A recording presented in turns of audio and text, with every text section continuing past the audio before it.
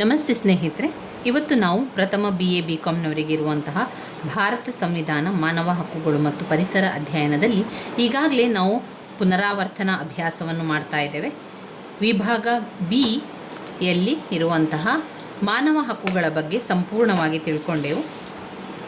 Block 3ರಲ್ಲಿ ಬರುವಂಥದ್ದು. Block 3ರಲ್ಲಿ ಮಾನವ ಹಕ್ಕುಗಳು. ಬ್ಲಾಕ್ 1 ಮತ್ತು ಬ್ಲಾಕ್ 2 ಭಾರತ ಸಂವಿಧಾನದ ಪ್ರಶ್ನೆಗಳು ಬರುವಂಥದ್ದು. ಭಾರತ ಸಂವಿಧಾನದ ಪ್ರಶ್ನೆಗಳಿಂದ ಅವರು ನಮಗೆ 40 ಅಂಕದ ಒಂದು ಪ್ರಶ್ನೆಯನ್ನು ಕೊಡುವಂಥದ್ದು. ನಾವು ವಿಭಾಗ ಬಿ ಯಲ್ಲಿ ನಾವು ನೋಡಿದರೆ ಅಲ್ಲಿ ನಮಗೆ ಬರುವಂತಹ ಪ್ರಶ್ನೆಗಳು 20 ಅಂಕಕ್ಕೆ ನಾವು ಉತ್ತರವನ್ನು ಬರೀಬೇಕಾಗಿರುವಂಥದ್ದು. ವಿಭಾಗ ಸಿ ಯಲ್ಲಿ ಕೂಡ ಹಾಗೆ 20 ಅಂಕಕ್ಕೆ ಉತ್ತರವನ್ನು ಬರೀಬೇಕಾಗಿರುವಂಥದ್ದು. ಅದು ಪರಿಸರ ಅಧ್ಯಯನದ ಭಾಗ. ನಾವು ಬ್ಲಾಕ್ 1, 2 ಸಂವಿಧಾನವನ್ನು ಈಗಾಗಲೇ ತಿಳ್ಕೊಂಡಿದ್ದೇವೆ. ಬ್ಲಾಕ್ 2 ಕೂಡ ಸಂವಿಧಾನವೇ ಇರುವಂಥದ್ದು, ಭಾರತ ಸಂವಿಧಾನ. ಬ್ಲಾಕ್ 3ರಲ್ಲಿ ಮಾನವ ಹಕ್ಕುಗಳ ಬಗ್ಗೆ ಇರುವಂಥದ್ದು. ಮಾನವ ಹಕ್ಕುಗಳಲ್ಲಿ ನೀವು ಓದಲೇಬೇಕಾಗಿರುವಂಥ ಪ್ರಶ್ನೆಗಳು. ಮಾನವ ಹಕ್ಕುಗಳ ಅರ್ಥ ಪ್ರಾಮುಖ್ಯತೆ ವೆರಿ ಇಂಪಾರ್ಟೆಂಟ್ ಆಗಿರುವಂಥದ್ದು.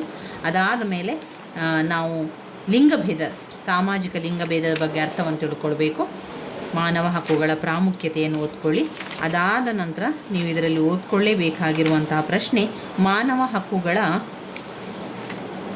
ಬೆಳವಣಿಗೆಯಲ್ಲಿ ಮೂಲಭೂತ ಹಕ್ಕುಗಳ ಬಗ್ಗೆ ಓದ್ಕೊಳ್ಬೇಕು. ಮೂಲಭೂತ ಹಕ್ಕು ಮತ್ತು ಮೂಲಭೂತ ಕರ್ತವ್ಯಗಳು ನಿಮಗೆ ಗೊತ್ತಿರಬೇಕಾಗಿರುವಂಥದ್ದು.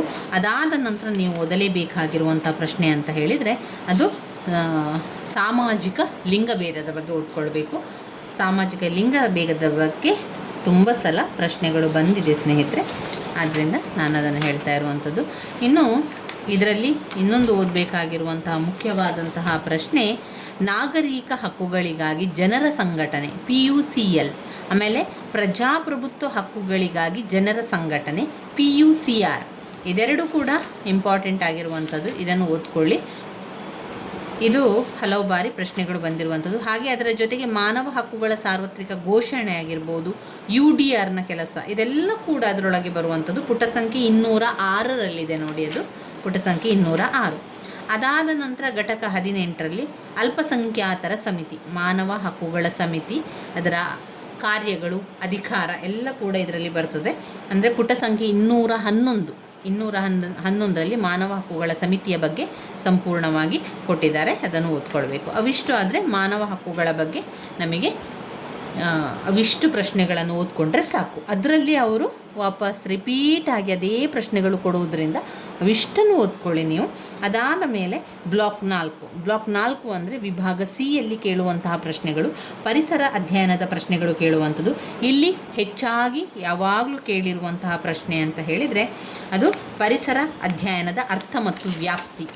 ಇಲ್ಲಿ ನೋಡಿ, ಪ್ರಶ್ನೆ ಪತ್ರಿಕೆಯಲ್ಲಿ ವಿಭಾಗ ಸಿ ಯಲ್ಲಿ ಪರಿಸರ ಅಧ್ಯಯನದ ಅರ್ಥ ಮತ್ತು ವ್ಯಾಪ್ತಿ, ಸಾಮಾಜಿಕ ಸಮಸ್ಯೆಗಳ ಬಗ್ಗೆ ಪ್ರಬಂಧ ಬರೆಯಿರಿ, ಶಬ್ದ ಮಾಲಿನ್ಯಕ್ಕೆ ಕಾರಣಗಳು. ಈ 3 ಪ್ರಶ್ನೆಗಳನ್ನು ಕೂಡ ನಾವು ಓದ್ಕೊಳ್ಬೇಕು. ಇದೆಲ್ಲ ಕೂಡ ರಿಪೀಟಾಗಿ ಕೇಳುವಂಥ ಪ್ರಶ್ನೆಗಳು. ಯಾಕಂದರೆ ವಿಭಾಗ ಸಿ ಯಲ್ಲಿ ಅವರು 3 ಪ್ರಶ್ನೆಗಳನ್ನು ಕೊಡುವಂಥದ್ದು. ನಾವು 2 ಪ್ರಶ್ನೆಗೆ ಉತ್ತರವನ್ನು ಬರೀಬೇಕಾಗಿರುವಂಥದ್ದು. 1 ಪ್ರಶ್ನೆಗೆ 10 ಅಂಕ, 2 ಪ್ರಶ್ನೆಗೆ 20 ಅಂಕಗಳ ವಿಭಾಗ ಆಗಿರೋದ್ರಿಂದ ಇದರಲ್ಲಿ ಕೆಲವೊಂದಷ್ಟೇ ಇಂಪಾರ್ಟೆಂಟ್ ಇರುವಂಥದ್ದು, ಅದನ್ನೇ ಓದ್ಕೊಂಡ್ರಾಯಿತು. ಪರಿಸರ ಮಾಲಿನ್ಯದ 4 ಮಾಲಿನ್ಯವನ್ನು ಓದ್ಕೊಳ್ಳಿ. ಈ 4 ಮಾಲಿನ್ಯವನ್ನು ಕೂಡ ಅವರು ಪ್ರತ್ಯೇಕವಾಗಿ ಕೇಳ್ಬೋದು. ಅಥವಾ ಪರಿಸರ ಮಾಲಿನ್ಯದ ಬಗ್ಗೆ ಬರೀರಿ ಅಂತ ಕೇಳಿದರೆ ನಾವು ವಾಯು ಮಾಲಿನ್ಯ, ಜಲ ಮಾಲಿನ್ಯ, ಭೂ ಮಾಲಿನ್ಯ, ಶಬ್ದ ಮಾಲಿನ್ಯದ ಬಗ್ಗೆ ಬರೀಬೇಕು. ಹಾಗೆ ಪರಿಸರ ವ್ಯವಸ್ಥೆ ಮತ್ತು ಕಾರ್ಯದ ಬಗ್ಗೆ ಬರೀಬೇಕು. ಪರಿಸರ ಅಧ್ಯಯನದ ಅರ್ಥ ಮತ್ತು ವ್ಯಾಪ್ತಿ ಕೂಡ ಇಂಪಾರ್ಟೆಂಟ್ ಆಗಿರುವಂತಹ ಪ್ರಶ್ನೆ. ಇಲ್ಲಿ ಪರಿಸರದ ಬಗ್ಗೆ, ಪರಿಸರ ಅಂದರೆ ಏನು? ನಮ್ಮ ಸುತ್ತಮುತ್ತಲು ಇರುವಂತಹ ಒಂದು ಜಾಗ, ಪ್ರದೇಶವೇ ಪರಿಸರ ಆಗಿರುವಂಥದ್ದು. ಅಲ್ಲಿ ಎಲ್ಲ ರೀತಿ ಇರುವಂಥದ್ದು, ಗಾಳಿ, ಮಣ್ಣು, ನೀರು, ಆಹಾರ, ಬೆಳಕು, ಅವುಗಳೆಲ್ಲ ಒಂದು ಆಗ್ತಾ ಇರುವಂಥ ಒಂದು ಕ್ರಿಯೆ ಇದೆಯಲ್ಲ, ಅದು ಪರಿಸರ ಅಂತ ನಾವು ಹೇಳುವಂಥದ್ದು. ಪರಿಸರವೆಂಬುದು ಸಂಯುಕ್ತ ಪದ ಆಗಿದೆ. ಜೀವಿಗಳು ಬದುಕಲು ಅವಶ್ಯಕವಾಗಿರುವಂತಹ ಗಾಳಿ, ನೀರು, ಆಹಾರ, ಬೆಳಕು, ಅವುಗಳನ್ನಾಧರಿಸಿ ನಡೆಯುವಂತಹ ಕ್ರಿಯೆ ಇದೆಯಲ್ಲ, ಇದು ಪರಿಸರ ಅಂತ ಹೇಳುವಂಥದ್ದು. ಪರಿಸರದ ವ್ಯಾಪ್ತಿ ಮತ್ತು ಪ್ರಾಮುಖ್ಯತೆಯಲ್ಲಿ ಕೇಳಿದಾಗ ನೀವು ಈ 5 ಪಾಯಿಂಟ್ಸ್ಗಳನ್ನು ಬರೀಬೇಕು. ಈ 5 ಪಾಯಿಂಟ್ಸಲ್ಲಿ 1 ನೈಸರ್ಗಿಕ ಸಂಪನ್ಮೂಲ, ಅದರ ವ್ಯಾಪ್ತಿ ಮತ್ತು ಪ್ರಾಮುಖ್ಯತೆ ಎರಡೂ ಕೂಡ ಒಂದೇ ಆಗಿರ್ತದೆ. ಒಂದು ನೈಸರ್ಗಿಕ ಸಂಪನ್ಮೂಲ, ಅವುಗಳ ಸಂರಕ್ಷಣೆ ಮತ್ತು ನಿರ್ವಹಣೆ. ನೈಸರ್ಗಿಕ ಸಂಪನ್ಮೂಲಗಳ ಸಂರಕ್ಷಣೆ ಮತ್ತು ನಿರ್ವಹಣೆ. 2 ಜೀವ ಪರಿಸ್ಥಿತಿ ಮತ್ತು ಜೀವ ವೈವಿಧ್ಯತೆ. ಜೀವ ಪರಿಸ್ಥಿತಿ ಮತ್ತು ಜೀವ ವೈವಿಧ್ಯತೆ. ಜೀವ ಪರಿಸ್ಥಿತಿ ಮತ್ತು ಜೀವ ವೈವಿಧ್ಯತೆ. 3 ಪರಿಸರ ಮಾಲಿನ್ಯ ಮತ್ತು ನಿರ್ವಹಣೆ. ಪರಿಸರ ಮಾಲಿನ್ಯ ಮತ್ತು ನಿರ್ವಹಣೆ. ಪರಿಸರ ಮಾಲಿನ್ಯ ಮತ್ತು ನಿರ್ವಹಣೆ. 4 ಪರಿಸರದ ಮೇಲೆ ಅಭಿವೃದ್ಧಿ ಕಾರ್ಯಗಳಿಂದುಂಟಾಗುವ ಸಾಮಾಜಿಕ ಪರಿಣಾಮಗಳು. ಪರಿಸರದ ಮೇಲೆ ಅಭಿವೃದ್ಧಿ ಕಾರ್ಯಗಳಿಂದುಂಟಾಗುವ ಪರಿಸರದ ಮೇಲೆ ಅಭಿವೃದ್ಧಿ ಕಾರ್ಯಗಳಿಂದುಂಟಾಗುವ ಸಾಮಾಜಿಕ ಪರಿಣಾಮಗಳು. 5 ಜನಸಂಖ್ಯೆ ಮತ್ತು ಪರಿಸರ. ಜನಸಂಖ್ಯೆ ಮತ್ತು ಪರಿಸರ ಇವಿಷ್ಟು ವ್ಯಾಪ್ತಿ ಮತ್ತು ಪ್ರಾಮುಖ್ಯತೆಯಲ್ಲಿ ಬರುವಂಥದ್ದು. 1 ನೈಸರ್ಗಿಕ ಸಂಪನ್ಮೂಲಗಳು, ಅವುಗಳ ಸಂರಕ್ಷಣೆ ಮತ್ತು ನಿರ್ವಹಣೆ. 2 ಜೀವ ಪರಿಸ್ಥಿತಿ ಮತ್ತು ಜೀವ ವೈವಿಧ್ಯತೆ. 3 ಪರಿಸರ ಮಾಲಿನ್ಯ ಮತ್ತು ನಿರ್ವಹಣೆ. 4 ಪರಿಸರದ ಮೇಲೆ ಅಭಿವೃದ್ಧಿ ಕಾರ್ಯಗಳಿಂದುಂಟಾಗುವ ಸಾಮಾಜಿಕ ಪರಿಣಾಮಗಳು. 5 ಜನಸಂಖ್ಯೆ ಮತ್ತು ಪರಿಸರ. ನಂತರ ನಾವು ಇದರಲ್ಲಿ ನೋಡುವುದಾದರೆ ಈ ಎಲ್ಲ ವಿಷಯಗಳು ಕೂಡ ಪರಿಸರದ ಅಧ್ಯಯನವನ್ನು ವಿಶ್ಲೇಷಿಸಲು ಪೂರಕವಾಗಿರುವಂತಹ ಸಮಾಜದ ಎಲ್ಲ ಭಾಗದ ಮೇಲೆ ಅದು ಪರಿಣಾಮವನ್ನು ಬೀರುವಂಥದ್ದು. ಅದರಲ್ಲಿ ನಾವು ತಾಂತ್ರಿಕವಾಗಿ ಹೇಳುವುದಾದರೆ ಪರಿಸರ ವಿಜ್ಞಾನ, ಪರಿಸರದ ಯಂತ್ರಶಾಸ್ತ್ರ, ಪರಿಸರದ ತಂತ್ರಶಾಸ್ತ್ರ ಅಥವಾ ಪರಿಸರದ ನಿರ್ವಹಣಾ ದೃಷ್ಟಿಕೋನದಿಂದಲೂ ಅದನ್ನು ಸ್ಪಷ್ಟೀಕರಿಸಬಹುದು.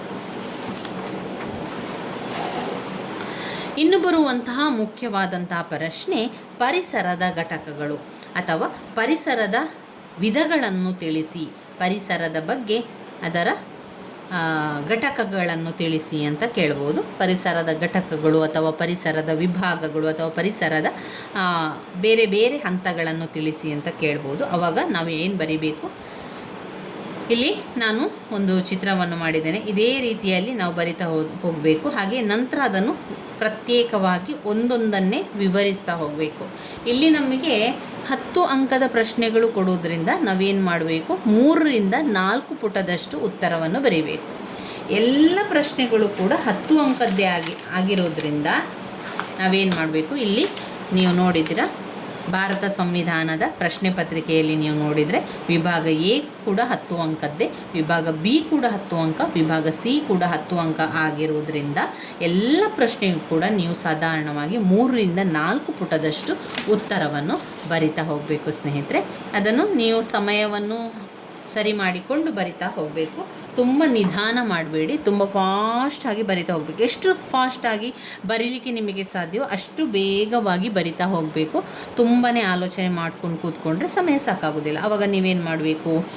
ನೀವು ಒಂದು ಪ್ರಶ್ನೆಯಿಂದ ಇನ್ನೊಂದು ಪ್ರಶ್ನೆಗೆ ಇಂತಿಷ್ಟು ಸಮಯ ಅಂತ ಮೊದಲೇ ಯೋಚನೆ ಮಾಡಿ ಇಟ್ಕೊಳ್ಬೇಕು. 3 ಗಂಟೆಗಳ ಸಮಯ ಪರೀಕ್ಷೆಗಳಿರೋದ್ರಿಂದ ನಿಮಗೆ ಎಷ್ಟು ಉತ್ತರವನ್ನು ಬರೀಲಿಕ್ಕೆ ಇರುವಂಥದ್ದು? ಇಲ್ಲಿ ನೋಡಿದರೆ ವಿಭಾಗ ಎಯಲ್ಲಿ 4 ಪ್ರಶ್ನೆ, ವಿಭಾಗ ಎಯಲ್ಲಿ 4 ಪ್ರಶ್ನೆ, ವಿಭಾಗ ಬಿಯಲ್ಲಿ 3 ಕೊಡ್ತಾರೆ. 2 ಪ್ರಶ್ನೆಗೆ ಉತ್ತರವನ್ನು ಬರೀಲಿಕ್ಕೆ ಇಲ್ಲಿ ನೋಡಿ ಅವರು 3 ಅಂತ ತಪ್ಪಾಗಿ ಕೊಟ್ಟಿದ್ದಾರೆ. 2 ಬರಿಬೇಕಾಗಿರುವಂಥದ್ದು. 10 × 2 20 ಅಂಕ ಇರುವಂಥದ್ದು. ವಿಭಾಗ ಸಿಯಲ್ಲಿ ಕೂಡ 2 ಪ್ರಶ್ನೆಗೆ ಉತ್ತರವನ್ನು ಬರೀಬೇಕು. ಹಾಗಾದರೆ 4 + 2 + 2 8 ಪ್ರಶ್ನೆಗೆ ನಾವು ಉತ್ತರವನ್ನು ಬರಿಬೇಕಾಗ್ತದೆ. ಆ 8 ಪ್ರಶ್ನೆಯನ್ನು ನಾವೇನು ಮಾಡಬೇಕು? 3 ಗಂಟೆಗೆ ಸರಿ ಹೊಂದುವಂತೆ ನಾವು ಬರಿತಾ ಹೋಗಬೇಕು. ಸಾಧಾರಣವಾಗಿ ನೀವು ಈಗ ಒಂದು 6 ಪ್ರಶ್ನೆ ಇದ್ದರೆ, 6 ಪ್ರಶ್ನೆ ಆದರೆ ನಮಗೆ 3 ಗಂಟೆ ಏನು 1 ಗಂಟೆ 2 ಪ್ರಶ್ನೆಗಂತ ಇಟ್ಕೊಳ್ಬೋದು. ಆದರೆ ಇಲ್ಲಿ 6 ಪ್ರಶ್ನೆ ಅಲ್ಲ 8 ಪ್ರಶ್ನೆ ಇರೋದ್ರಿಂದ ನೀವೇನು ಮಾಡಬೇಕು? ಸಾಧಾರಣ ಕಾಲು 15 ನಿಮಿಷಗಳ ಒಂದು ಪ್ರಶ್ನೆಗೆ 15 ನಿಮಿಷ, ಮತ್ತೊಂದು ಪ್ರಶ್ನೆಗೆ 15 ನಿಮಿಷ ಅಂತ ಇಟ್ಕೊಳ್ಬೇಕು. 15 ರಿಂದ ಸ್ವಲ್ಪ ಹೆಚ್ಚು ಕೂಡ ತಗೊಳ್ಬೋದು. 20 ನಿಮಿಷ ಅಂತ ಇಟ್ಕೊಂಡ್ರೂ ಕೂಡ ನೀವು 3 ಗಂಟೆಯೊಳಗೆ ಎಲ್ಲವನ್ನು ಕೂಡ ಬರೀಲಿಕ್ಕೆ ಸಾಧ್ಯ ಆಗ್ತದೆ. ಆ 15 ನಿಮಿಷದಿಂದ ಹೆಚ್ಚಿನ ಗಂಟೆ ನೀವು ತಗೊಳ್ಬಾರ್ದು. ಅದರಿಂದ ಮೊದಲೇ ತುಂಬಾ ಫಾಸ್ಟಾಗಿ ಬರೆದು ಮುಗಿಸಬೇಕು. 15 ನಿಮಿಷ ಅಥವಾ 15 ರಿಂದ 20 ನಿಮಿಷದ ತನಕ ನೀವು ಬರಿತಾ ಹೋಗ್ಬೋದು. ಒಂದು ವೇಳೆ ಆ ಸಮಯ ಕಳೀತು ಅಂತಾದರೆ ಅಥವಾ 20 ನಿಮಿಷ ಆದ ನಂತರ ನಿಮಗೆ ಬರೆದಾಗಲಿಲ್ಲ ಅಂದರೆ ನೀವೇನು ಮಾಡಬೇಕು? ಆ 1 ಪುಟದಷ್ಟು ಖಾಲಿ ಬಿಟ್ಟು ಮುಂದಿನ ಪ್ರಶ್ನೆಗೆ ಹೋಗಬೇಕು. ಕೊನೆಯದಾಗಿ ಸಮಯ ಇರ್ತದಲ್ವ, ಒಂದು 10 ನಿಮಿಷಗಳ ಕಾಲ ಸಮಯ ಇದ್ದಾಗ ಆ ಉಳಿದಿರುವಂಥದ್ದನ್ನು ನಮಗೆ ಫುಲ್ ಮಾಡ್ತಾ ಹೋಗ್ಲಿಕ್ಕಾಗ್ತದೆ. ಇಲ್ಲ ಅಂತಾದರೆ ನಾವೇನಾಗ್ತದೆ, ಕೊನೆಯ ಪ್ರಶ್ನೆಗೆ ಉತ್ತರ ಬರೀಲಿಕ್ಕೆ ಸಮಯವೇ ಇರುವುದಿಲ್ಲ. ಅಲ್ವಾ? ಆ ರೀತಿ ಆಗಬಾರ್ದು. ಅದಕ್ಕೆ ನಾವೇನು ಮಾಡಬೇಕು, 20 ನಿಮಿಷ ಅಂತ ತಗೊಂಡ್ರೆ ನೀವು 20 ನಿಮಿಷ ಬರೆದು ನಂತರ ಇನ್ನೂ ಒಂದು ಪುಟದಷ್ಟು ಬರೀಲಿಕ್ಕೆ ಬಾಕಿ ಇದೆ ಅಂತಾದರೆ ಆ ಒಂದು ಪುಟವನ್ನು ಹಾಗೆಯೇ ಬಾಕಿ ಇಡಿ. ನಂತರದ ಪ್ರಶ್ನೆಗೆ ಹೋಗಿ. ನಂತರದ ಪ್ರಶ್ನೆಯನ್ನು ಬರಿತಾ ಬರಿತಾ ಅಲ್ಲೂ ಕೂಡ 20 ನಿಮಿಷ ಅಂತ ಆದರೆ ಅಲ್ಲಿ ಕೂಡ ಒಂದು ಪುಟವನ್ನು ಬರೆದು ಮುಂದೆ ಹೋಗಬೇಕು.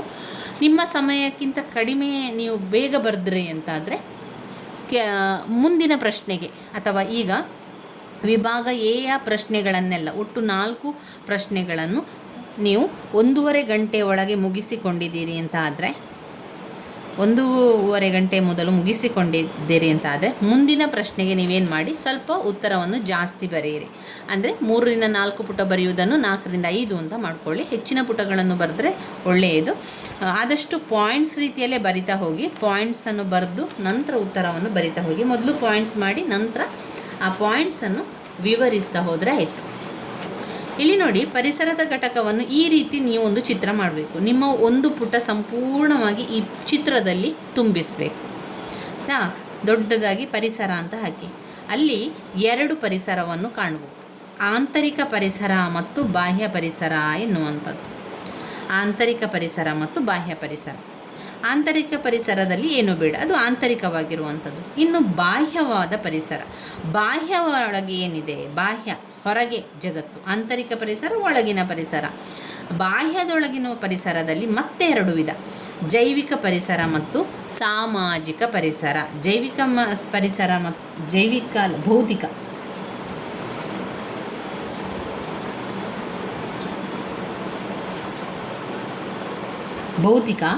ಭೌತಿಕ ಪರಿಸರ ಮತ್ತು ಸಾಮಾಜಿಕ ಪರಿಸರ. ಸಾಮಾಜಿಕ ಪರಿಸರದಲ್ಲಿ 3 ವಿಧ, ಸಾಂಸ್ಕೃತಿಕ, ಆರ್ಥಿಕ, ಮಾನಸಿಕ. ಸಾಂಸ್ಕೃತಿಕ, ಆರ್ಥಿಕ, ಮಾನಸಿಕ ಸಾಮಾಜಿಕ ಪರಿಸರದಲ್ಲಿ ಇರುವಂಥದ್ದು. ಬೌದ್ಧಿಕ ಪರಿಸರದಲ್ಲಿ ಕೃತಕ ಪರಿಸರ ಮತ್ತು ನೈಸರ್ಗಿಕ ಅಥವಾ ಸ್ವಾಭಾವಿಕ ಪರಿಸರ ಬರ್ತದೆ. ಎಷ್ಟು ಪಾಯಿಂಟ್ಸ್ ಬರ್ತದೆ? 1 2 3 4 ಆಮೇಲೆ 5 6 7 8 9 ಪಾಯಿಂಟ್ಸ್ ನಮಗೆ ಇಲ್ಲಿ ಸಿಗ್ತದೆ. ಆದ್ದರಿಂದ ನಮಗೆ 2 ಪುಟಕ್ಕೆ 2 ಪಾಯಿಂಟ್, 1 ಪುಟಕ್ಕೆ 2 ಪಾಯಿಂಟ್ಸ್ ರೀತಿಯಲ್ಲಿ ಬರಿತಾ ಹೋಗ್ಬೋದು. ಮೊದಲಿಗೆ 1 ಪುಟದಷ್ಟು ಚಿತ್ರವನ್ನೇ ಮಾಡಿ ಪರಿಸರದ ಘಟಕ ಅಂತ ಹಾಕಿ ನಂತರ ಪರಿಸರ, ಆಂತರಿಕ ಪರಿಸರ, ಬಾಹ್ಯ ಪರಿಸರ. ಬಾಹ್ಯ ಪರಿಸರದಲ್ಲಿ ಮತ್ತೆರಡು ವಿಧವನ್ನು ಹಾಕಿ ಬೌದ್ಧಿಕ ಪರಿಸರ ಮತ್ತು ಸಾಮಾಜಿಕ ಪರಿಸರ. ಬೌದ್ಧಿಕ ಪರಿಸರದಲ್ಲಿ ಕೃತಕ ಪರಿಸರ ಮತ್ತು ನೈಸರ್ಗಿಕ ಸ್ವಾಭಾವಿಕ ಪರಿಸರ. ಸಾಮಾಜಿಕ ಪರಿಸರದಲ್ಲಿ ಸಾಂಸ್ಕೃತಿಕ, ಆರ್ಥಿಕ ಮತ್ತು ಮಾನಸಿಕ ಪರಿಸರ ಅಂತ ಹಾಕ್ಕೊಳ್ಳಿ. ಈ ರೀತಿಯಾಗಿ ಮಾಡ್ತಾ ಹೋಗಿ ನೈಸರ್ಗಿಕ ಮತ್ತು ಬೌದ್ಧಿಕ ಪರಿಸರ ಘಟಕಗಳು. ಇಲ್ಲಿ ಅವರು ಕೊಟ್ಟಿರುವಂಥದ್ದನ್ನು ನಿಮಗೆ ನಾನು ಸ್ವಲ್ಪ ಹೇಳ್ತಾ ಹೋಗ್ತೇನೆ. ಇಲ್ಲಂದರೆ ಆ ಒಂದು ಪರಿಸರದ ಘಟಕವನ್ನು ನೀವೇ ನಿಮ್ಮ ಒಂದು ಅನುಭವದ ಮುಖಾಂತರ ಬರಿತಾ ಹೋದರೆ ಆಯಿತು. ನಿಮಗೆ ಯಾವ ರೀತಿ ಬರಿತಾ ಹೋಗ್ಬೋದು ಅದೇ ರೀತಿಯಲ್ಲಿ ಬರಿತಾ ಹೋಗಿ. ಸ್ವಲ್ಪ ನೀವು ನೋಡೋದಾದರೆ ಭೌತಿಕ ಅಥವಾ ನೈಸರ್ಗಿಕ ಘಟಕಗಳು ಪರಿಸರದಲ್ಲಿನ ಎಲ್ಲ ನಿಸರ್ಗದತ್ತವಾದ ಗಾಳಿ, ನೀರು, ಬೆಳಕು, ತಾಪಮಾನ, ಮಳೆ, ರಾಸಾಯನಿಕ ವಸ್ತುಗಳು ಮತ್ತು ಜೈವಿಕ ಘಟಕಗಳಾದ ಸಸ್ಯ, ಪ್ರಾಣಿ, ಸೂಕ್ಷ್ಮಾಣು ಜೀವಿಗಳನ್ನೊಳಗೊಂಡಿದೆ. ಈ ಘಟಕಗಳು ತಮ್ಮಲ್ಲಿ ಸಂಬಂಧ ಹಾಗೂ ಅವಲಂಬನೆ ಹೊಂದಿದ್ದು ಪರಿಸರದ ಸಮತೋಲನೆ ಕಾಪಾಡುವಲ್ಲಿ ಸಹಕರಿಸುತ್ತದೆ. ಪರಿಸರದ ಗುಣಮಟ್ಟ ಕಾಪಾಡಲು ನಡೆಸಿದ ಹಲವು ಪ್ರಯತ್ನಗಳು ವಿಫಲವಾಗಿರುವ ಉದಾಹರಣೆಗಳನ್ನು ಕೂಡ ಕಾಣಬಹುದು. ಕಾರಣ ಸರಿಯಾದ ನೀತಿಯನ್ನು ಅನುಸರಿಸದಿರುವುದು. ಹಾಗಾಗಿ ಇದನ್ನು ಅರಿಯಲು ಪರಿಸರ ಹಾಗೂ ಅವುಗಳು ಇತರ ಘಟಕಗಳೊಡನೆ ಇರುವ ಸಂಬಂಧವನ್ನು ಅರ್ಥ ಮಾಡಿಕೊಳ್ಳುವ ಅವಶ್ಯಕತೆ ಇದೆ. ಸಾಂಸ್ಕೃತಿಕ ಅಥವಾ ಮಾನವ ನಿರ್ಮಿತ ಘಟಕ, ಇದು 2ನೇ ಪಾಯಿಂಟ್ಸ್ ಅವರು ಕೊಟ್ಟಿರುವ ಪ್ರಕಾರ. ಅದರಲ್ಲಿ ಮೊದಲನೇ ಪಾಯಿಂಟ್ಸ್ ನೈಸರ್ಗಿಕ ಮತ್ತು ಭೌತಿಕ ಘಟಕಗಳು, 2 ಸಾಂಸ್ಕೃತಿಕ ಅಥವಾ ಮಾನವ ನಿರ್ಮಿತ ಘಟಕಗಳು. ನಿಮಗೆ ಚಿತ್ರದ ಮೂಲಕ ವಿವರಿಸಬೇಕು ಅಂತಾದರೆ ನೀವು ಈ ರೀತಿಯ ಒಂದು ಚಿತ್ರವನ್ನು ಮಾಡಬೇಕು. ಚಿತ್ರ ಅಂದರೆ ಅದರ ಸಂಪೂರ್ಣವಾಗಿ ಬರಿಬೇಕು. ಆಂತರಿಕ ಪರಿಸರ, ಬಾಹ್ಯ ಪರಿಸರ, ಅದರಲ್ಲಿ ಭೌತಿಕ ಮತ್ತು ಸಾಮಾಜಿಕ, ನೈಸರ್ಗಿಕ ಅಥವಾ ಭೌತಿಕ ಪರಿಸರ, ಸಾಂಸ್ಕೃತಿಕ ಅಥವಾ ಮಾನವ ನಿರ್ಮಿತ ಪರಿಸರ, ಅದು ಭೌತಿಕ ಪರಿಸರದ ಒಳಗೆ ಬರ್ತದೆ. ಕೃತಕ ಪರಿಸರ, ನೈಸರ್ಗಿಕ, ಸ್ವಾಭಾವಿಕ ಪರಿಸರ. ಇನ್ನು ಸಾಮಾಜಿಕ ಪರಿಸರ ಎನ್ನುವಂಥದ್ದು ಬಾಹ್ಯ ಪರಿಸರದಲ್ಲಿದ್ದಂತಹ ಭಾಗ. ಅದು ಸಂಸ್ಕೃತಿ, ಆರ್ಥಿಕ, ಮಾನಸಿಕ, ಸಾಂಸ್ಕೃತಿಕ, ಆರ್ಥಿಕ, ಮಾನಸಿಕ ವಿಚಾರಗಳು ಅದರಲ್ಲಿ ಬರುವಂಥದ್ದು. ಸಾಂಸ್ಕೃತಿಕ ಅಥವಾ ಮಾನವ ನಿರ್ಮಿತ ಘಟಕಗಳೆಂದರೆ ಪರಿಸರದಲ್ಲಿ ಮಾನವನಿಂದ ನಿರ್ಮಿತವಾದ ಘಟಕಗಳು. ಉದಾಹರಣೆ ನೋಡಿದರೆ ನಗರಗಳಿರ್ಬೋದು, ಕೈಗಾರಿಕೆಗಳಿರ್ಬೋದು, ಗಣಿಗಾರಿಕೆ ಪ್ರದೇಶ, ರಸ್ತೆ, ರೈಲ್ವೆ ಇವುಗಳು ನಾಗರಿಕತೆ ಹಾಗೂ ವಿಜ್ಞಾನ ಮತ್ತು ತಂತ್ರಜ್ಞಾನದ ಅಭಿವೃದ್ಧಿಯ ಒಂದು ಪ್ರತೀಕವಾಗಿರುವಂಥದ್ದು. ಇತ್ತೀಚಿನ ದಿನಗಳಲ್ಲಿ ಅಂದರೆ 100 ವರ್ಷಗಳಿಗಿಂತಲೂ ಪೌಷ್ಟಿಕ ಆಹಾರ, ಆರೋಗ್ಯ ಕಾಪಾಡಿಕೊಳ್ಳುವ ಸಾಧನ ಹೆಚ್ಚಾಗಿರುವುದರಿಂದ ಮುಂದುವರಿಯುತ್ತಿರುವಂತಹ ರಾಷ್ಟ್ರಗಳಲ್ಲಿ ಜನಸಂಖ್ಯೆಯು ಕೂಡ ಬೆಳೆಯುತ್ತಲೇ ಇದೆ. ಹೀಗೆ ಇತ್ತೀಚಿನ ದಿನಗಳಲ್ಲಿ ಹೆಚ್ಚುತ್ತಿರುವ ಜನಸಂಖ್ಯೆಯ ಅವಶ್ಯಕತೆಗಳನ್ನು ನೀಗಿಸಲು ಭೂ ಸಂಪನ್ಮೂಲ ಹೆಚ್ಚಾಗಿ ಬಳಸಿಕೊಳ್ಳುತ್ತಿದ್ದೇವೆ. ಮಾನವ ನಿರ್ಮಿತ ಪರಿಸರವೆಂದರೆ ನಮ್ಮ ಸುತ್ತಮುತ್ತಲಿನ ಅಂದರೆ ನಮ್ಮನ್ನು ಸುತ್ತುವರಿದ ಜೈವಿಕ ಹಾಗೂ ಅಜೈವಿಕ ವಸ್ತುಗಳು ಎಂದರ್ಥ. ಪರಿಸರವು ಮಾನವನಿಗೆ ಆಹಾರ, ಔಷಧಿ, ದಿನಬಳಕೆಯ ವಸ್ತುಗಳನ್ನು ಒದಗಿಸುವುದರ ಮೂಲಕ ಸಹಕರಿಸುತ್ತಿದೆ.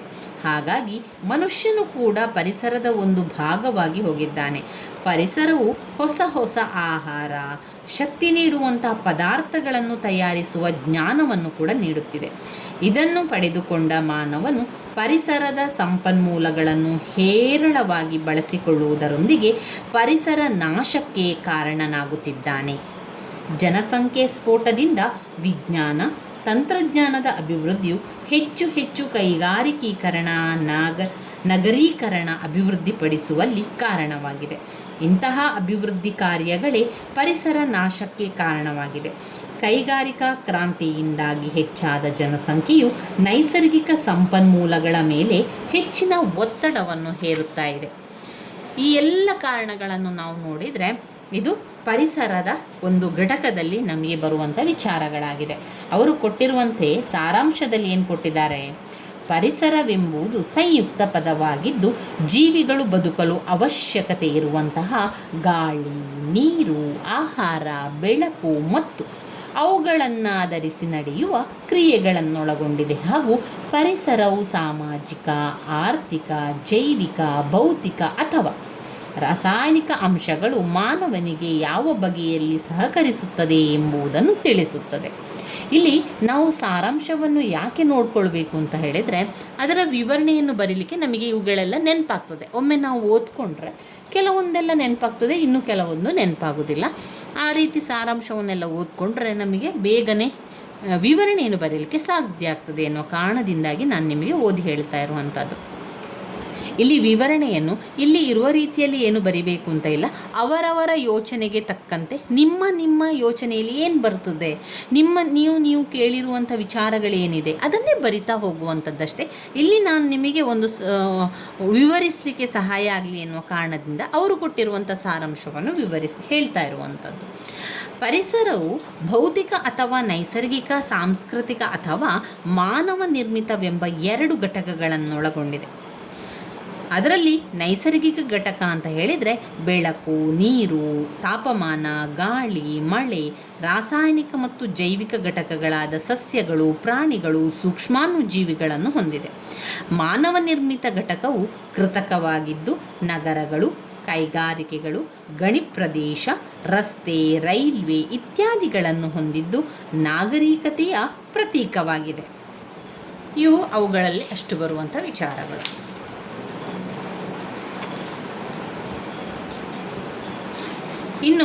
ಇನ್ಯಾವುದು ಓದಲಿಕ್ಕಿದೆ ಇದರಲ್ಲಿ? ಇನ್ನು ವೆರಿ ಇಂಪಾರ್ಟೆಂಟ್ ಆಗಿರುವಂಥದ್ದು ಜೀವ ಪರಿಸರ ವ್ಯವಸ್ಥೆಯ ರಚನೆ. ಜೀವ ಪರಿಸರ ವ್ಯವಸ್ಥೆಯ ರಚನೆ, ಅವುಗಳ ಕಾರ್ಯಗಳ ಬಗ್ಗೆ ಕೂಡ ಕೇಳ್ತಾರೆ. ಅದರಲ್ಲಿ ಒಂದಿಷ್ಟು ಈ ರೀತಿಯ ಚಿತ್ರಗಳನ್ನು ಮಾಡಲಿಕ್ಕಿದೆ. ಅದಾದ ನಂತರ ಜೀವ ಪರಿಸರ ವ್ಯವಸ್ಥೆಯ ಕಾರ್ಯಗಳನ್ನು ಕೂಡ ನಾವು ಬರಿತಾ ಹೋಗಬೇಕು. ವೆರಿ ಇಂಪಾರ್ಟೆಂಟ್ ಆಗಿರುವಂತಹ ಒಂದು ಘಟಕ. ಹಾಗೆಯೇ ತುಂಬಾ ಆಸಕ್ತಿದಾಯಕವಾಗಿರುವಂತಹ ಒಂದು ವಿಷಯ ಕೂಡ ಆಗಿದೆ ಇದು.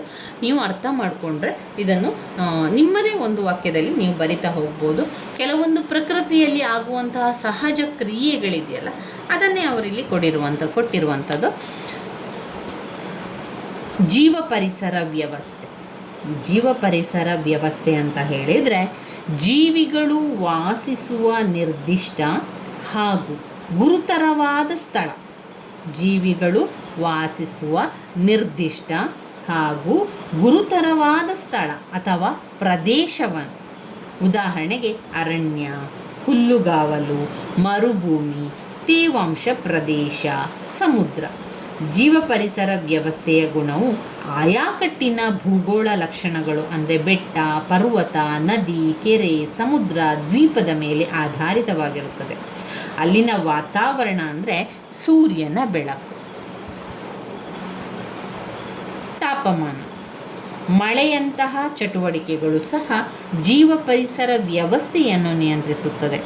ಭೂಗೋಳದ ಲಕ್ಷಣಗಳು, ತಾಪಮಾನ, ಮಣ್ಣಿನ ಗುಣಗಳು ಅಲ್ಲಿನ ಅಜೈವಿಕ ಘಟಕಗಳೆಂದು ಹಾಗೂ ಸಸ್ಯಗಳು, ಪ್ರಾಣಿಗಳು, ಸೂಕ್ಷ್ಮಾಣು ಜೀವಿಗಳು ಅಲ್ಲಿನ ಜೈವಿಕ ಘಟಕಗಳೆಂದು ವಿಂಗಡಿಸ್ಬೋದು. ಈಗ ನಿಮಗೆ ಗೊತ್ತಾಯಿತು, ಒಂದು ಜೈವಿಕ ಘಟಕ ಅಂತ ಇದೆ, ಮತ್ತೊಂದು ಅಜೈವಿಕ ಘಟಕ ಇದೆ ಅಂತ ಗೊತ್ತಾಯಿತು. ಇಷ್ಟು ಓದಿದಾಗ ನಿಮಗೇನು ಅರ್ಥ ಆಯಿತು? ಒಂದು ಜೀವ ಪರಿಸರ ವ್ಯವಸ್ಥೆ ಅಂದರೆ ಜೀವಿಗಳು ವಾಸಿಸುವಂಥ ಪ್ರದೇಶ, ಜೀವಿಗಳು ಒಂದು ನಿರ್ದಿಷ್ಟ ಪ್ರದೇಶದಲ್ಲಿ ಇರುವಂತಹ ಸ್ಥಳವನ್ನು ಹೇಳುವಂಥದ್ದು. ಇದರಲ್ಲಿ ಅವರೇನು ಹೇಳ್ತಾ ಇದ್ದಾರೆ ಅಂದರೆ, ಜೀವ ಪರಿಸರ ವ್ಯವಸ್ಥೆ ಅಂತ ಬಂದಾಗ ಅದರಲ್ಲಿ ಒಂದು ಜೈವಿಕ ಘಟಕ ಮತ್ತೊಂದು ಅಜೈವಿಕ ಘಟಕ ಎನ್ನುವಂಥದ್ದು ಬರುವಂಥದ್ದು ಸಹಜ. ಎರಡು ವ್ಯವಸ್ಥೆ ಇರುವಂಥದ್ದು, ಆ ಎರಡೂ ವ್ಯವಸ್ಥೆಯನ್ನು ನಿಯಂತ್ರಿಸಬೇಕು. ಅಲ್ಲಿ ಅಜೈವಿಕ ಘಟಕಗಳೆಂದು ಸಸ್ಯ, ಪ್ರಾಣಿ, ಸೂಕ್ಷ್ಮಾಣು ಜೀವಿಗಳಿದೆಯಲ್ಲ, ಅವುಗಳೆಲ್ಲ ಜೈವಿಕ ಘಟಕಗಳೆಂದು ವಿಂಗಡಿಸಲಾಗಿದೆ. ಯಾವುದು ಅಜೈವಿಕ ಘಟಕ? ಭೂಗೋಳದ ಲಕ್ಷಣಗಳು, ತಾಪಮಾನ, ಮಣ್ಣಿನ ಗುರುತು, ಇದೆಲ್ಲ ಅಜೈವಿಕ ಘಟಕಗಳು. ಇನ್ನು ಸಸ್ಯಗಳು, ಪ್ರಾಣಿಗಳು, ಸೂಕ್ಷ್ಮಾಣು ಜೀವಿಗಳು ಅಲ್ಲಿನ ಜೈವಿಕ ಘಟಕಗಳೆಂದು ವಿಂಗಡಿಸಲಾಗಿದೆ. ಜೈವಿಕ ಮತ್ತು ಅಜೈವಿಕ ಘಟಕ ಅಂತ ಕಾಣ್ಬೋದು. ಇಲ್ಲಿ ನೋಡಿ, ಎರಡು ಮುಖ್ಯವಾಗಿ ಕಾಣ್ತಾ ಇರುವಂಥದ್ದು, ಒಂದು ಜೈವಿಕ ಘಟಕ ಮತ್ತೊಂದು ಅಜೈವಿಕ ಘಟಕ ಅಂತ ಬರುವಂಥದ್ದು. ಎರಡು ಮುಖ್ಯವಾದ ಘಟಕ ಯಾವುದು? ಜೈವಿಕ ಘಟಕ ಮತ್ತೊಂದು ಅಜೈವಿಕ ಘಟಕ. ಹಾಗಾದರೆ ಜೈವಿಕ ಘಟಕದಲ್ಲಿ ಯಾವೆಲ್ಲ ವಿಚಾರಗಳು ಬರ್ತದೆ, ಅಜೈವಿಕ ಘಟಕದಲ್ಲಿ ಯಾವೆಲ್ಲ ವಿಚಾರಗಳು ಬರ್ತದೆ ಅಂತ ನೋಡ್ತಾ ಹೋಗುವ. ಮೊದಲಿಗೆ ನಾವು ಜೈವಿಕ ಘಟಕಗಳನ್ನು ತಗೊಳ್ಳುವ. ಜೈವಿಕ ಘಟಕದಲ್ಲಿ ಯಾವುದೆಲ್ಲ ಬರ್ತದೆ? ಒಂದು ಉತ್ಪಾದಕರು. ಜೈವಿಕ ಘಟಕದಲ್ಲಿ ಉತ್ಪಾದಕರು, ಉಪಭೋಗಿಗಳು, ವಿಘಟಕರು. ಉತ್ಪಾದಕರು, ಉಪಭೋಗಿಗಳು, ವಿಘಟಕರು. ಉತ್ಪಾದಕರು ಅಂದರೆ ಸಸ್ಯ, ಉಪಭೋಗಿಗಳು ಅಂದರೆ ಪ್ರಾಣಿಗಳು, ವಿಘಟಕರು ಅಂದರೆ ಶಿಲೀಂಧ್ರ ಸೂಕ್ಷ್ಮಾಣು ಜೀವಿಗಳು, ವಿಘಟಕರು. ಅಜೈವಿಕ ಘಟಕದಲ್ಲಿ ಯಾವುದೆಲ್ಲ ವಿಚಾರ ಬರ್ತದೆ? ಅಜೈವಿಕ ಘಟಕದಲ್ಲಿ ನಿರವಯದ ಘಟಕಗಳು, ಉದಾಹರಣೆಗೆ ಇಂಗಾಲ, ಸಾರಜನಕ, ಇಂಗಾಲದ ಡೈಆಕ್ಸೈಡ್, ನೀರು ಇತ್ಯಾದಿ. ಸಾವಯವ ಘಟಕದಲ್ಲಿ ಏನೆಲ್ಲ ಬರ್ತದೆ? Protein, carbohydrate, lipids. ಇದು ಸಾವಯವ ಘಟಕದಲ್ಲಿ ಬರುವಂಥದ್ದು. ಇವಿಷ್ಟು ನೆನಪಲ್ಲಿಟ್ಕೊಳ್ಳಿ. ಇನ್ನು ಇದರ ನೀವು ಚಿತ್ರವನ್ನು ಮಾಡೋದಾದರೆ ಒಂದು ಪುಟದಷ್ಟು ಚಿತ್ರವನ್ನು ಮಾಡಲಿಕ್ಕೆ ಅಜೈವಿಕ ಘಟಕ, ಜೈವಿಕ ಘಟಕ ಅಂತ ಹಾಕಿ ಇಲ್ಲಿ ಸಂಪೂರ್ಣವಾಗಿ ಬರಿತಾ ಹೋಗಿದ್ದಾರೆ ನೋಡಿ. ಮೊದಲ ಉತ್ಪಾದಕರು ಸೂರ್ಯನ ಬೆಳಕು. ನಂತರ ಎರಡನೇದು ಉಪಭೋಗಿಗಳು. ಉಪಭೋಗಿಗಳು ಉಷ್ಣತೆ. ಉಪಭೋಗಿಗಳು ಅಂದರೆ ಸಸ್ಯಾಹಾರಿಗಳು ಉಷ್ಣತೆ, ಮಾಂಸಾಹಾರಿಗಳು ಮಳೆ, ನೀರು ಮತ್ತು ತೇವಾಂಶ ಉಭಯಹಾರಿಗಳು. ನೀರು ಮತ್ತು ತೇವಾಂಶ ಉಭಯಹಾರಿಗಳು. ಮಣ್ಣು ಅಥವಾ ರಾಸಾಯನಿಕ ವಸ್ತು ವಿಘಟಕರು. ಅವರು ಸೂಕ್ಷ್ಮಾಣು ಜೀವಿಗಳು, ವಿಘಟಕರು. ಮಣ್ಣು ಅಥವಾ ರಾಸಾಯನಿಕ ವಸ್ತು, ಉದಾಹರಣೆಗೆ ಫಾಸ್ಫೇಟ್, ಅಮೋನಿಯಾ. ಇವಿಷ್ಟನ್ನು ನೀವು ಬಾಯ್ಪಾಠ ಮಾಡಿ ಆದರೂ ಕಲ್ತುಕೊಳ್ಳಿ, ಯಾವುದಕ್ಕೆ ಯಾವ ಜೈವಿಕ ಘಟಕ ಯಾವುದು ಅಜೈವಿಕ ಘಟಕ ಎನ್ನುವಂಥದ್ದು. ನಂತರ ಜೀವ ಪರಿಸರ ವ್ಯವಸ್ಥೆಯ ಕಾರ್ಯಗಳು ಬಂದಿದೆ. ಜೀವ ವ್ಯವಸ್ಥೆಯ ಕಾರ್ಯಗಳು ಏನೆಲ್ಲ ಬರ್ತದೆ?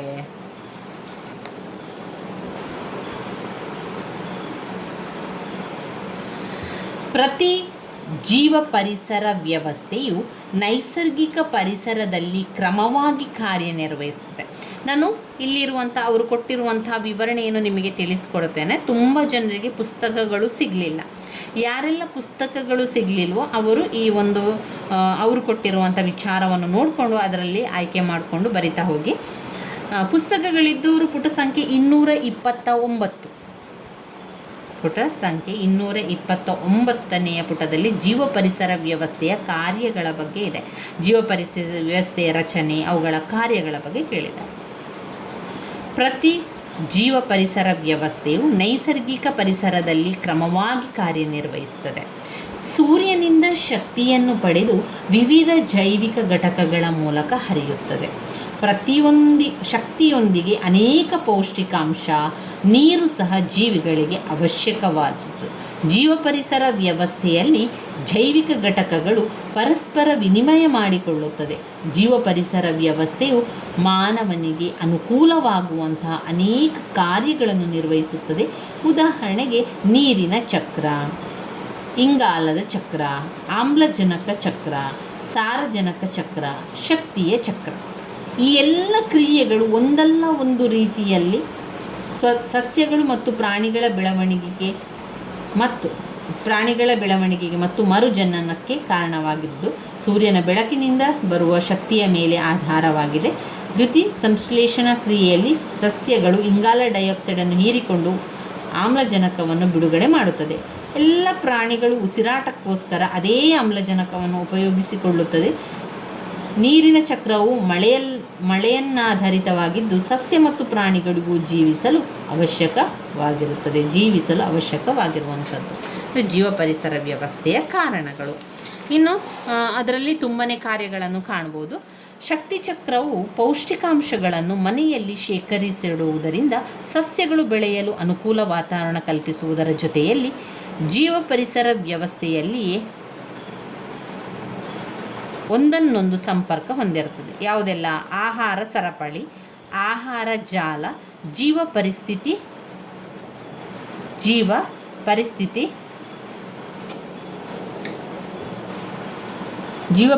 ಪಿರಮಿಡ್ಗಳು. 2 ಶಕ್ತಿಯ ಹರಿಯುವಿಕೆ. 3 ಜೀವ ಭೌಗೋಳಿಕ ರಾಸಾಯನಿಕ ಚಕ್ರಗಳು. 4 ಪ್ರಾಥಮಿಕ ಮತ್ತು ದ್ವಿತೀಯ ಉತ್ಪಾದನೆ. ಆಹಾರ ಸರಪಳಿ, ಆಹಾರ ಜಾಲ, ಜೀವ ಪರಿಸ್ಥಿತಿ ಪಿರಮಿಡ್ಗಳು, ಶಕ್ತಿಯ ಹರಿಯುವಿಕೆ, ಜೀವ ಭೌಗೋಳಿಕ ರಾಸಾಯನಿಕ ಚಕ್ರಗಳು, ಪ್ರಾಥಮಿಕ ಮತ್ತು ದ್ವಿತೀಯ ಉತ್ಪಾದನೆ. ಆಹಾರ ಸರಪಳಿ ಮತ್ತು ಆಹಾರ ಜಾಲ ಮತ್ತು ಪೋಷಣಾಧಾರ, ಅದರಲ್ಲಿ 4 ಪಾಯಿಂಟ್ಸ್ಗಳನ್ನು ಸರಿಯಾಗಿ ತಿಳ್ಕೊಳ್ಬೇಕು. ನಂತರ ಅದಕ್ಕೆ ವಿವರಿಸಬಹುದು. ಆಹಾರ ಮೇಯುವ ಸರಪಳಿ, ಪರಾವಲಂಬಿ ಆಹಾರ ಸರಪಳಿ, ಕೊಳೆಯಿಸುವ ಆಹಾರ ಸರಪಳಿ. ಜೀವ ಪರಿಸ್ಥಿತಿಯ ಪಿರಮಿಡ್ಗಳಿದು. ಆಮೇಲೆ ಶಕ್ತಿಯ ಅರಿವುಗಳಲ್ಲಿ ಕೂಡ ಕೆಲವು ಜೀವ ಭೌಗೋಳಿಕ ರಾಸಾಯನಿಕ ಚಕ್ರಗಳಿದು. ಸಾರಜನಕ ಚಕ್ರ, ಆಮ್ಲಜನಕ ಚಕ್ರ, ಇಂಗಾಲ ಡೈಆಕ್ಸೈಡ್ ಚಕ್ರ, ಆಮೇಲೆ ಫಾಸ್ಫರಸ್ ಚಕ್ರ, ಸಲ್ಫರ್ ಚಕ್ರ, ನೀರಿನ ಚಕ್ರ, ಹೈಡ್ರೋಜನ್ ಚಕ್ರ. ಇನ್ನು ನಾವು ನೋಡಿದರೆ ಜೈವಿಕ ಘಟಕಗಳ ಬಗ್ಗೆ. ಜೈವಿಕ ಘಟಕ, 2 ವಿಧಾನದ ಜೈವಿಕ ಘಟಕಗಳನ್ನು ತಿಳಿಸಿ ಅಂತ ವೆರಿ ಇಂಪಾರ್ಟೆಂಟ್ ಆಗಿರುವಂಥ 10 ಅಂಕದ ಪ್ರಶ್ನೆ. ಇದಾದ ನಂತರ ನಾವು ಜೈವಿಕ ಸಂಪನ್ಮೂಲದ ಬಗ್ಗೆ ತಿಳ್ಕೊಳ್ಬೇಕು ಸ್ನೇಹಿತರೆ. ಜೈವಿಕ ಘಟಕ ಕೂಡ ತುಂಬಾ ಇಂಪಾರ್ಟೆಂಟ್ ಆಗಿರುವಂತಹ ಪ್ರಶ್ನೆ. ನಾವು ಮುಂದಿನ ವಿಡಿಯೋದಲ್ಲಿ ಇನ್ನಷ್ಟು ವಿಚಾರಗಳನ್ನು ತಿಳಿತಾ ಹೋಗುವ ಪರಿಸರ ಅಧ್ಯಯನದಲ್ಲಿ ಜೈವಿಕ ಘಟಕಗಳು ಇಂಪಾರ್ಟೆಂಟ್ ಆಗಿರುವಂಥದ್ದು ಕೆಲವೊಂದನ್ನಷ್ಟು ಮುಗಿಸಿಕೊಂಡು ನಂತರ ಮುಂದಿನ ವಿಡಿಯೋದಲ್ಲಿ ಇನ್ನಷ್ಟು ವಿಚಾರಗಳು, ಇನ್ನಷ್ಟು ಪ್ರಶ್ನೆಗಳು, ಯಾವುದು ಮುಖ್ಯವಾದ ಪ್ರಶ್ನೆಗಳಂತ ನೋಡ್ತಾ ಹೋಗೋ ಸ್ನೇಹಿತರೆ. ನನ್ನ ವೀಡಿಯೋಸ್ ಎಲ್ಲ ನಿಮಗೆ ಇಷ್ಟ ಆಗಿದ್ದರೆ ಲೈಕ್ ಕೊಡಿ, ಶೇರ್ ಮಾಡಿ, ಸಬ್ಸ್ಕ್ರೈಬ್ ಮಾಡಲಿಕ್ಕೆ ಮರಿಬೇಡಿ. ಧನ್ಯವಾದಗಳು. ಇದರಲ್ಲಿ ನಾವು ವಿಭಾಗ ಎಯನ್ನು ನೋಡಿದರೆ ಸಂವಿಧಾನದ ಪಾಠದಿಂದ ಬರುವಂಥದ್ದು. ಅದು 2 ಬ್ಲಾಕ್ 2 ಕೂಡ ಸೇರಿ ನಮಗೆ ಬರುವಂಥದ್ದು. ಅಂದರೆ ಬ್ಲಾಕ್ 1ರಲ್ಲಿ ಕೂಡ ಭಾರತ ಸಂವಿಧಾನದ ಬಗ್ಗೆ ಇರುವಂಥದ್ದು, ಹಾಗೆ ಬ್ಲಾಕ್ 2 ಕೂಡ ಪುಟ ಸಂಖ್ಯೆ 88.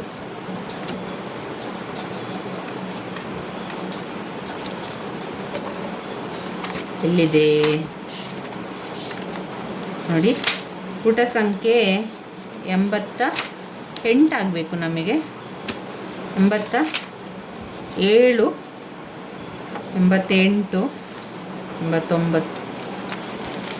ಇದು ಕೂಡ ನಾವು ಈ ಪೇಜನ್ನು ಕೂಡ ಅವರು ಲೆಕ್ಕ ಮಾಡಿ ಹೇಳ್ತಾರೆ. 87, 88, 89, 89ರಲ್ಲಿ ಭಾರತ ಸಂವಿಧಾನದ ಬಗ್ಗೆ ಇದೆ. ಅದು ಬ್ಲಾಕ್ 2 ಕೂಡ ಇರುವಂಥದ್ದು. ಅದೆರಡನ್ನು ನಾವು ಮುಂದಿನ ವಿಡಿಯೋದಲ್ಲಿ ಸಂಪೂರ್ಣವಾಗಿ ತಿಳ್ಕೊಳ್ಳುವ. ಪ್ರಶ್ನೆ ಪತ್ರಿಕೆಗಳನ್ನು ನೋಡ್ತಾ ಯಾವ ರೀತಿ ಇದೆ ಅನ್ನುವಂಥದ್ದನ್ನು ನೀವು ಗಮನದಲ್ಲಿ ಇಟ್ಕೊಂಡು ಓದ್ತಾ ಹೋಗಿ. ಹೆಚ್ಚಿನ ಮುಖ್ಯ ನಿಮ್ಮ ಇಂಪಾರ್ಟೆನ್ಸ್ ಕೊಡಬೇಕಾಗಿರುವಂಥದ್ದು ವಿಭಾಗ ಎ. ಯಾಕಂದರೆ ವಿಭಾಗ ಎಯಲ್ಲಿ 4 ಪ್ರಶ್ನೆಗೆ ಉತ್ತರವನ್ನು ಬರೀಲಿಕ್ಕಿದೆ. ಅದರಿಂದ ವಿಭಾಗ ಎಗೆ ನೀವು ಹೆಚ್ಚಿನ ಪ್ರಾಮುಖ್ಯತೆಯನ್ನು ಕೊಡಬೇಕು. ಇನ್ನು ವಿಭಾಗ ಬಿ ಮತ್ತು ವಿಭಾಗ ಸಿಯಲ್ಲಿ 2 ಪ್ರಶ್ನೆಗೆ ಉತ್ತರವನ್ನು ಬರೀಲಿಕ್ಕೆ, ಅದು ನಮ್ಮ ಸುತ್ತಮುತ್ತಲಿನ ವಿಚಾರ, ನಮ್ಮ ಪರಿಸರದ ವಿಚಾರ ಆಗಿರೋದ್ರಿಂದ ಅದನ್ನು ಕೂಡ ನಾವು ಆರಂಭದಲ್ಲಿ ಬರಿತಾ ಹೋಗ್ಬೋದು. ಇನ್ನು ಮುಂದಿನ ವಿಡಿಯೋದಲ್ಲಿ ಇನ್ನಷ್ಟು ಪುನರಾವರ್ತನ ಅಭ್ಯಾಸಗಳನ್ನು ಮಾಡ್ತಾ ಹೋಗುವ ಸ್ನೇಹಿತರೆ. ಆದಷ್ಟು ಒಂದೊಂದನ್ನೇ ನಾನು ಓದ್ತಾ ಹೋಗ್ತೇನೆ, ಅಥವಾ ಒಂದೊಂದು ಪಾಠಗಳನ್ನು ಮಾತ್ರ ನಿಮಗೆ ನಾನು ತಿಳಿಸ್ತಾ ಹೋಗ್ತೇನೆ. ಎಲ್ಲ ಜೊತೆಯಾಗಿ ಮಾಡಲಿಕ್ಕೆ ಸಾಧ್ಯ ಆಗ್ತಾ ಇಲ್ಲ. ಈಗ ಸಂವಿಧಾನ ಮುಗಿಸಿದ ನಂತರ ನಮಗೆ ಸ್ವಲ್ಪ ಕನ್ನಡ ಕೂಡ ಬಾಕಿ ಇದೆ. ಬಾಕಿ ಇರುವಂತಹ ಕನ್ನಡವನ್ನು ಕೂಡ ಮುಗಿಸಿ ನಂತರ ಮುಂದಿನ ವಿಚಾರಕ್ಕೆ ಹೋಗುವ. ಧನ್ಯವಾದಗಳು.